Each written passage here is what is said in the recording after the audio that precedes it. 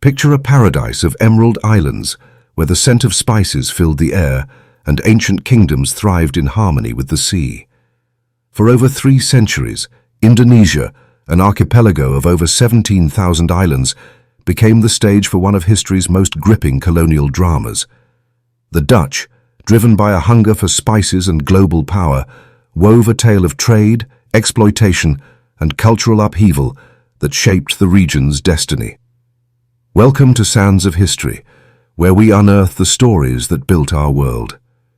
If you love diving into the past with us, don't forget to like, share, and subscribe, and consider supporting our journey by checking out the financial contribution links in the description below. The dawn of Dutch ambition. The spice trade beckons. The story of Indonesia's colonization kicks off in the late 16th century, when European powers, chasing wealth and influence, turned their eyes to the archipelago's treasures. Indonesia, then a vibrant mosaic of kingdoms like Srivijaya and Majapahit, was the world's spice capital, producing nutmeg, cloves, and pepper goods worth more than gold in Europe.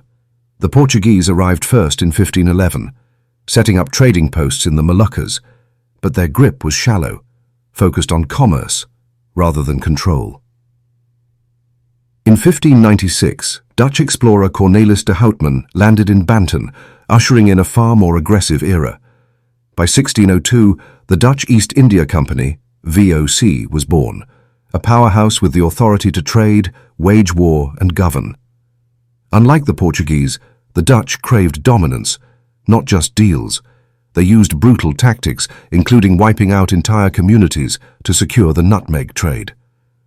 Under leaders like Jan Pieterszoon Cohen, they burned villages, enslaved locals, and exiled survivors to lock down their monopoly. The Dutch set up Batavia, now Jakarta, in 1619, turning the port of Jakarta into a fortified colonial hub that echoed Amsterdam. This was the launchpad for their campaign to control the spice trade, which filled Dutch coffers while draining local communities. By the mid-17th century, they had spread their influence across Java, Sumatra, and the Moluccas, often playing local kingdoms like Mataram against each other to tighten their grip.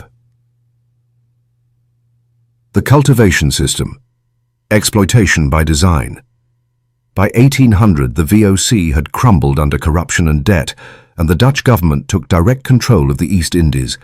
The Napoleonic Wars briefly shook things up, with the British running Java from 1811 to 1816 under Thomas Stamford Raffles, who tried some land reforms. But the Dutch came back in 1816, determined to turn the colony into a cash machine.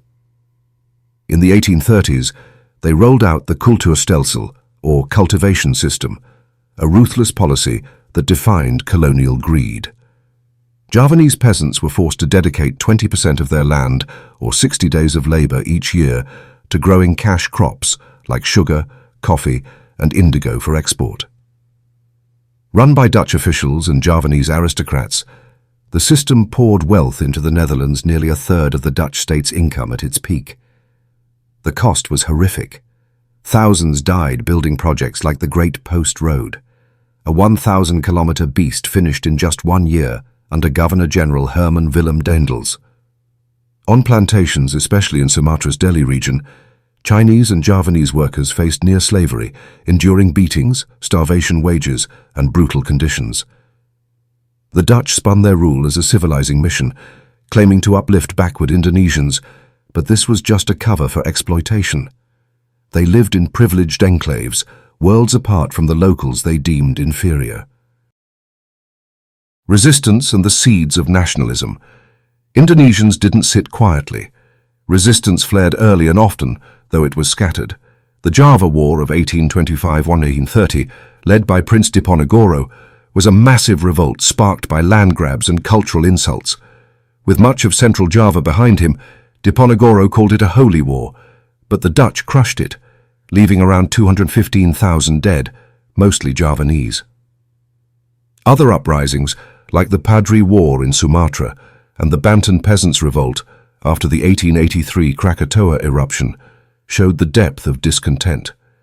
These were local fights, not yet united under a national banner. By the early 20th century, things began to change. The Dutch launched the ethical policy in 1901, promising education and reforms to quiet critics of their harsh rule. It didn't deliver much, but it backfired by educating a small Indonesian elite who started dreaming of a unified nation. In 1908, Budi Utomo, the first native political group, took root. By the 1920s, nationalism was picking up steam. Sukarno's Indonesian Nationalist Party, PNI, founded in 1927, rallied around Bahasa Indonesia as a unifying language and rejected Dutch cooperation. The Communist Party of Indonesia, PKI, formed in 1924, tried a revolt in 1926-1927, but got crushed, with 13,000 arrested. Still, the 1928 Youth Pledge, declaring one nation, one people, one language, gave voice to the idea of Indonesia. The Japanese Interlude and the road to independence, World War II shook the Dutch hold. In 1942, Japan invaded, toppling the Dutch in weeks and tapping Indonesia's oil and resources. At first, locals saw the Japanese as liberators, but their rule turned grim, with forced labor and food shortages turning Java into an island of hunger. Still, the occupation weakened Dutch control and gave nationalists like Sukarno and Muhammad Hatta a platform to push for independence. On August 17, 1945, 2 days after Japan's surrender, Sukarno and Hatta declared Indonesia independent. The Dutch, with British backing, tried to claw back control, sparking the Indonesian National Revolution from 1945 to 1949. It was a messy fight: guerrilla battles, negotiations, and internal rifts between communists, Islamists, and nationalists. A 1948 UN-mediated agreement favored the Dutch, but rallied global support for Indonesia.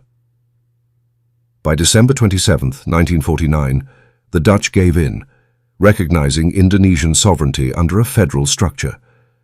On August 17, 1950, Sukarno declared a unitary Republic of Indonesia, dismantling the federal setup.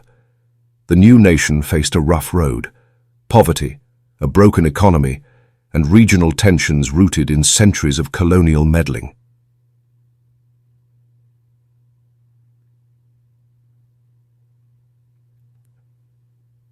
The legacy of 350 years.